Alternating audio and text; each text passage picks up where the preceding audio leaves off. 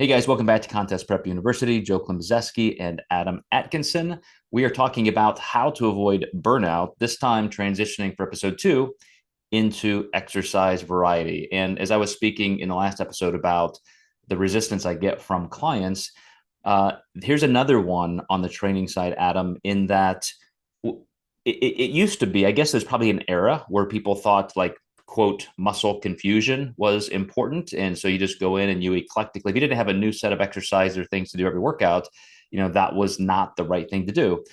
Well, that's one side of the coin, but the other is you need enough time digging into a pattern and understanding where you are with certain lifts so you can really force progress, that neurological learning, the mechanical stress, the recovery, the things that you're testing.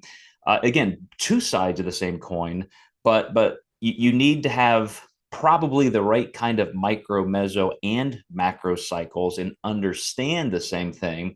But I have learned more recently than not to give clients some leeway. Whether it's a utility day where, okay, this is the day you get to kind of pick what you want, take it off if you need to rest. But if you feel like you didn't cover some things or you recovered in an area that you're trying to prioritize, you can do a little more. But giving some room for just that marginal desire, what you feel like doing that day, can be helpful. But curious what you do for exercise variety and how you like to program that.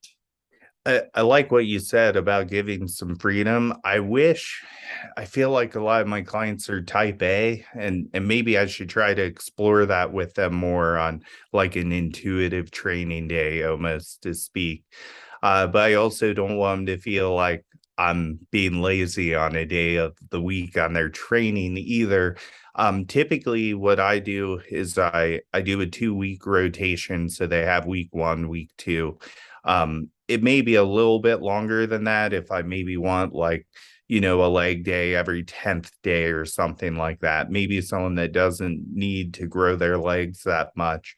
But there's always those fundamental exercises for most people you can't get away from. So my ectomorphs that maybe have a harder time gaining muscle, they're always going to have a squat somewhere in the beginning on their leg or glute day, potentially.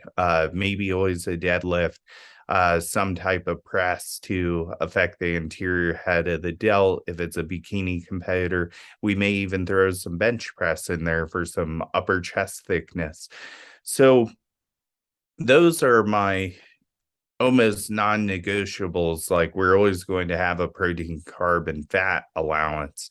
But then my other like fun exercises or accessory works are kind of like the Pop Tart you throw into the equation. So we don't just eat Pop Tarts all day, and we don't just do cable kickbacks all day either. But we may throw in some frog pumps or a certain type of superset to keep it interesting so you're not burnt out doing the same exercises all the time. I will do some short programs here and there where they are just focusing on the main lifts, but I usually only do it to 4 to maybe 8 weeks. And then the volume obviously isn't insane on anything else other than those lifts. But what I do that for is to help them gain some strength, and then we bring it back into some hypertrophy work after that.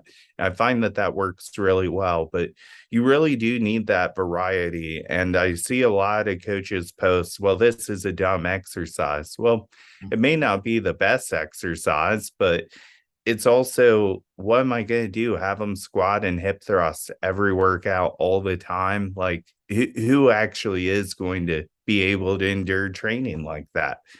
Yeah, I think you said it perfectly in that there are some things in a training block that are non-negotiable because that's the focus.